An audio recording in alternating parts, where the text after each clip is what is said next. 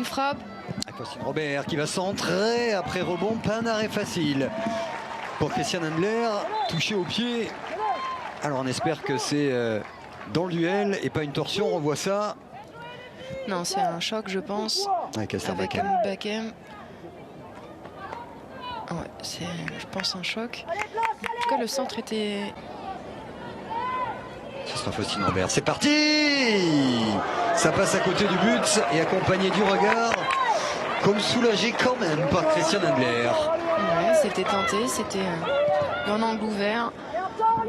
Mais c'était pas cadré hein, pour vraiment mettre en danger. Christian Handler s'est quand même passé assez loin de son but. Et la qualité de centre de Faustine Robert, il est parfait. Le deuxième ballon, il faut la prendre comme elle vient, ça passe au-dessus. On est beaucoup trop loin de Faustine Robert, elles sont deux. Hein. Il y a Selma Bacha, Perle Moroni. Il faut l'empêcher de centrer. Là, elle défend mais à 1 mètre. Donc ça laisse la possibilité à Faustine Robert de pouvoir centrer. Il y a mon désir, ça peut aller très vite face à Wendy Renard dans la surface. Elle a tenté le lob au deuxième poteau.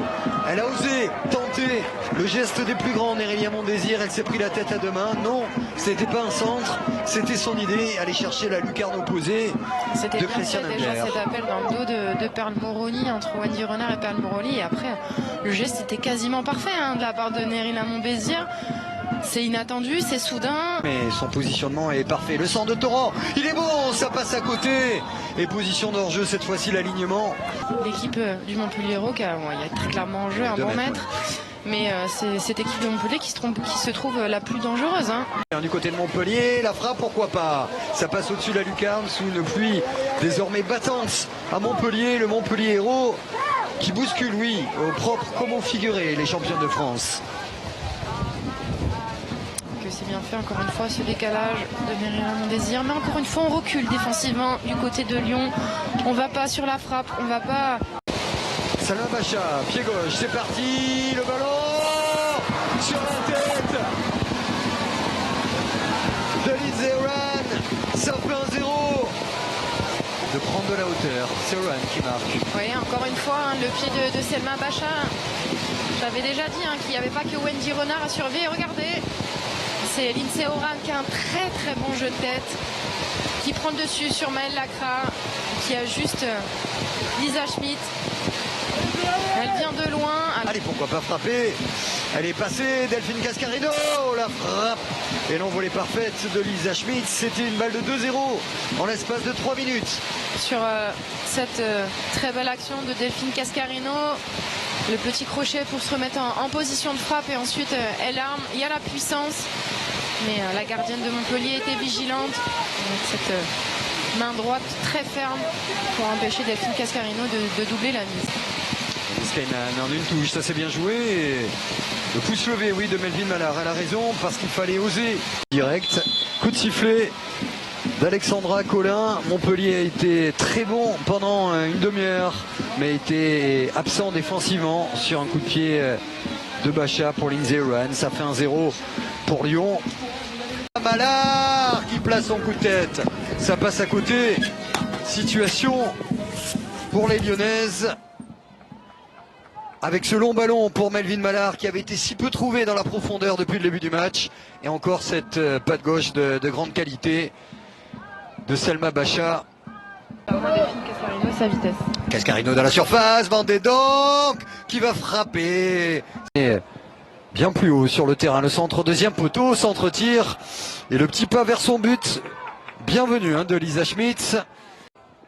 Sur ce long centre tir de Perle Moroni.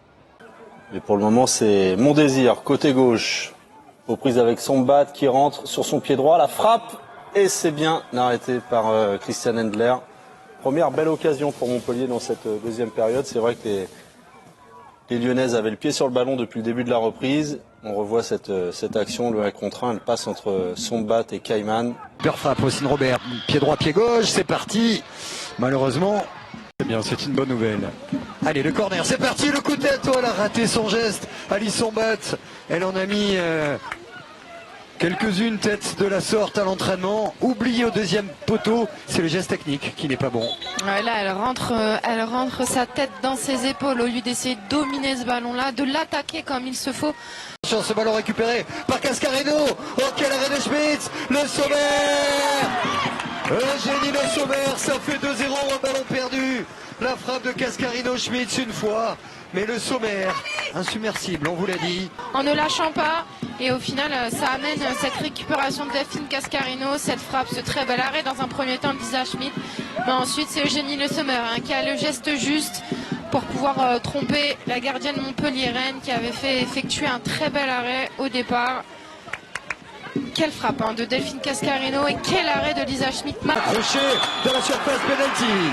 Ce match peut être relancé au moment de frapper. Alexandra Colin a pris sa décision.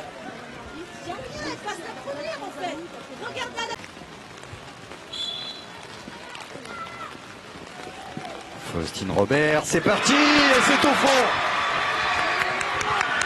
Montpellier qui revient au meilleur moment. À Montpellier, qui prend à contre-pied Faustine Robert complètement. Christiane Handler, plein de sang-froid. Faustine Robert qui avait loupé son penalty la semaine dernière contre Reims face à Emilie Alvarado, cette fois elle l'a mis. Et le pied de nez. Revenu à la maison complet Charlotte Bulliot. Attention mon désir. Quel festival. Derrière c'est la balle d'égalisation avec Blanc, avec Belloumou. J'ai apporté de l'incertitude. Regardez, l'ensemble des crochets, le petit pont et ensuite la frappe sur Christiane Adler. Le cafouillage, c'est les Lyonnaises qui arrivent à se dégager. Mais regardez, que c'est difficile quand on est défenseur de voir une joueuse comme ça. Joueuse qui le mérite. Amandine Henry qui se projette. Allez, pourquoi pas frapper Amandine Henry. C'est parti, ça passe à côté.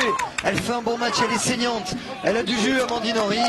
Elle était peut-être proche du 3-1 sur ce coup-là. Ouais, elle a fait une action à la Amandine Henry, j'ai envie de dire, pleine de puissance. Elle récupère le ballon, après elle arrive à se projeter tout en puissance. Et Bacha dans la surface, c'est la balle de 3, le retrait, et c'est au fond, avec Daniel Van de Donk, le break est fait pour les Lyonnaises, Bacha encore à la passe, et Van de Donk qui marque en ce début de saison 3-1 pour l'Olympique Lyonnais. Parce que c'était difficile pour Faustine Robert, et là on voit le placement est mauvais entre Laclar et Robert, ça permet à Selma Bacha d'être seule, et ensuite elle a le geste juste, le centre en retrait pour Daniel Van de Donk qui ajuste Lisa Schmidt, buteuse Daniel Van de Donk depuis. Alors récupéré par Faustine Robert, la frappe de Faustine Robert et l'envolée parfaite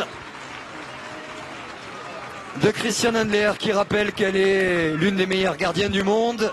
Sur cette belle frappe de Robert, quelle envolée même si c'est un peu pour la photo au final, mais toujours impeccable. Ouais, par Lisa Schmitz qui va dégager, relancer à la main.